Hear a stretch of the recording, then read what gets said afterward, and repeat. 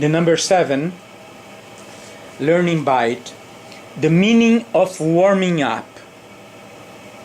On page 220, it is already in Beacon, New York, and you say something like, Moreno taught the meaning of warming up to a situation in situ, setting the place and time of the event at the start of a psychodrama. Doing that brings clear images of one's reason for being there and how the drama develops. I had convincing evidence of his genius. Do I refer to a particular incident? You are talking about letters from our parents, henceforth mentioned there, were able to sleep peacefully and throughout the night for the first time since the ordeal began. Dad again explained in his letters that he was unable to get the money out to refund all those who had contributed money for Naomi's family to get here. The British government did not allow the transfer of money out of the country for many years other than for essentials, brackets. But what, I ask, is more essential than saving lives? Apparently, that was not under consideration. And then you said, Moreno taught the meaning of warming up to a situation in situ, setting the place and time of the event at the start of a psychodrama.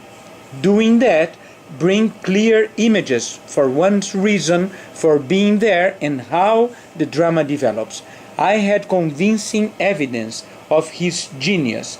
It was, after all, a quixotic idea to go to the big city on the weekend of the 4th of July to make who knows what contact. Do you remember that? Oh, yes, I remember that. And it's curious because that morning I asked my boyfriend George to drive to New York during the holiday weekend, which was really crazy because the poor man had to have a break too. And here I'm asking him to, and not terribly far, about an hour, but still, he had to break in his routine, you know, even his rest. So, what was my warm-up? My warm-up was, I have to do something for my sister. But where and how, I hadn't the vaguest idea. Because I had already met these 2 social workers who were asking for so much money, which I didn't have. But I eventually had to go around for each one and collect money to get her here. But the warm-up was, and it was constant, I have to get my sister. And I remembered also that it was the main reason why I came to this country. So actually the whole experience was warming up to taking care of my sister. Immediately after that, you mentioned something. I put the title by accident. Moreno declared once that some of the best things in life happen by accident. But was this just a happy accident? I have often returned to that seemingly crazy trip in my mind.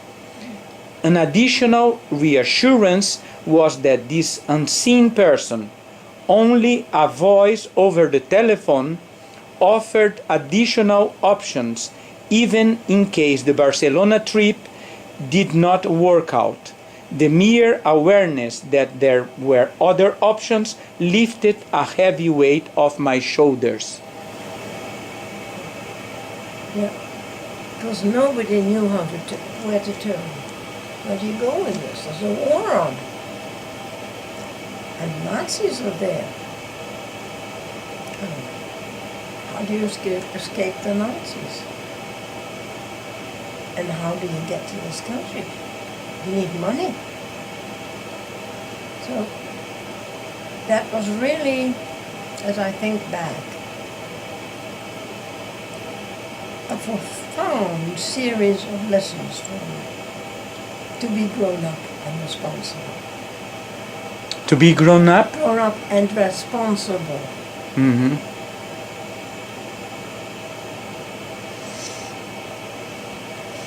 But this was before knowing Moreno.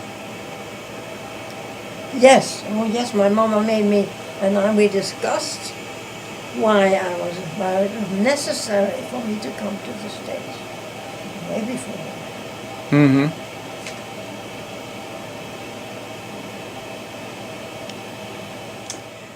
Then we have placing people into categories. I met Moreno at his office at least once a week when he came to the city to see patients or their families, and he would report on Naomi's progress. She had improved considerably once she found the environment supportive.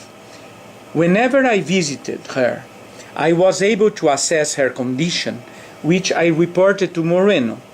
That was the start of our therapeutic partnership. And then you say, he taught me the various forms of mental disturbance when I asked about them, but he did not attach much importance to official diagnosis. He despised placing people into categories.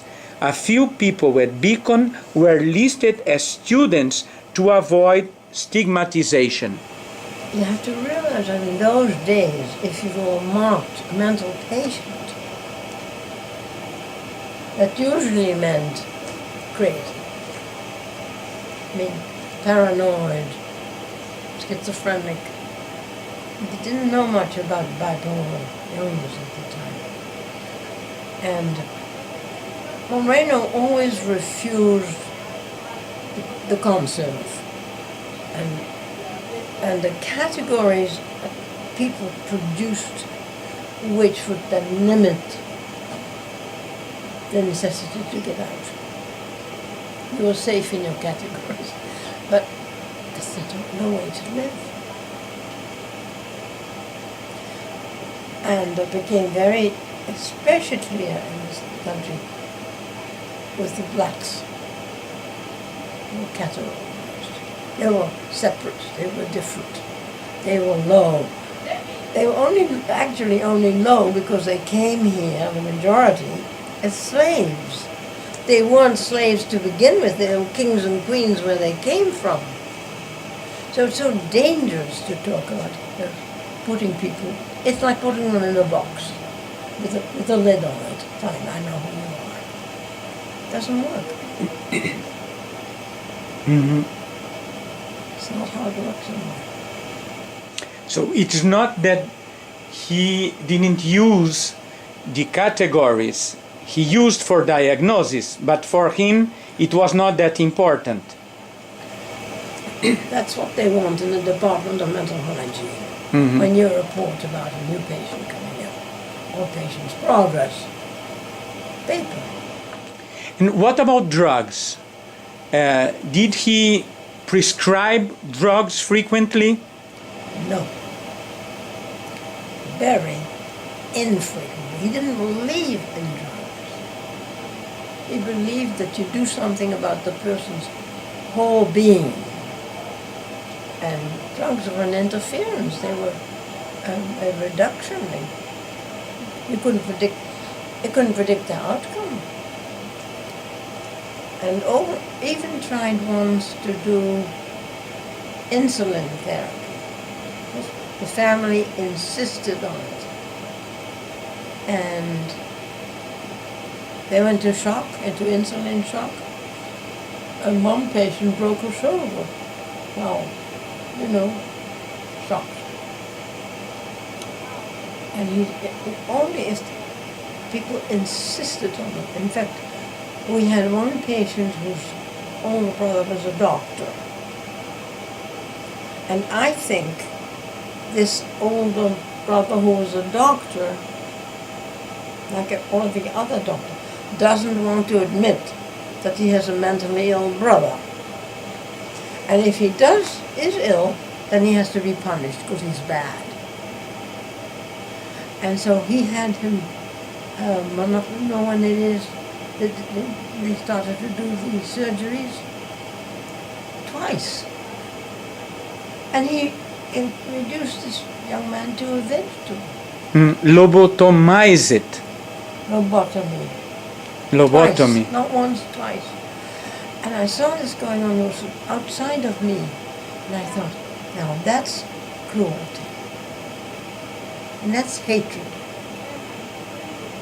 Mm-hmm. But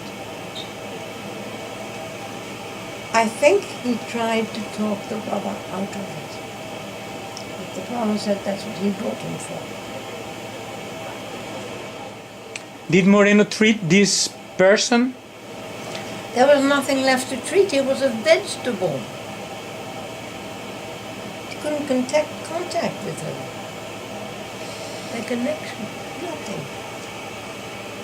Huh? I also think that at the time, doctors, psychiatrists were so eager to look for solutions. And if this worked for one patient, why not for another? But you know, it's like medicine. May work for one and not for another. Or may even be deadly serious for another person. Something. So,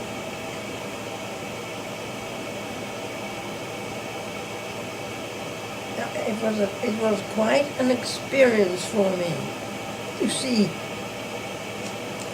not to be oppressed by psychiatric diagnoses.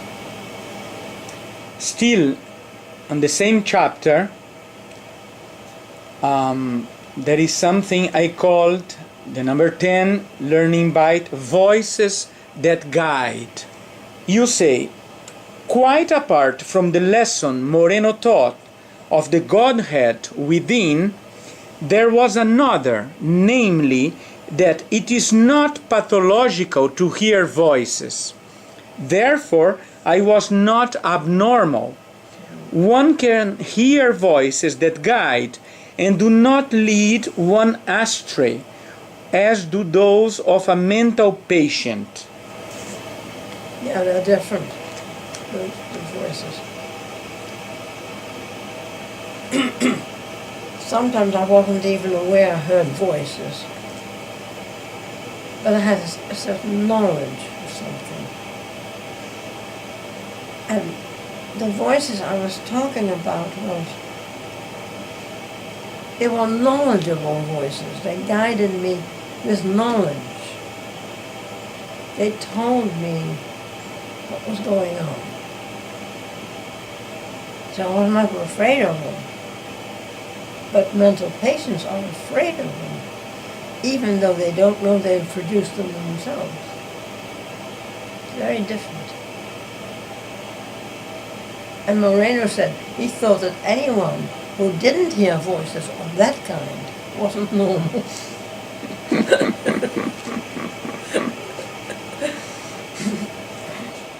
Then we have bite number 11.